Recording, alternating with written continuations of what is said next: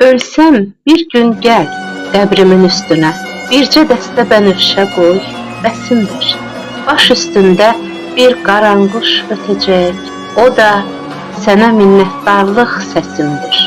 Şeirləri nəğmələrə dönən Azərbaycanın ilk qadın xalq şairi, görkəmli pedaqoq, publisist, Xaqani, Nizami, Nəvai, Puşkin, Şevçenko, Marşov kimi klassiklərin əsərlərini dilimizə tərcümə edən, şeirlərində qadın azadlığı, vətən sevgisi, ana duyğuları və xalqın ağrılı tarixi əsas və geniş yer tutan Mirvari Dilbazi.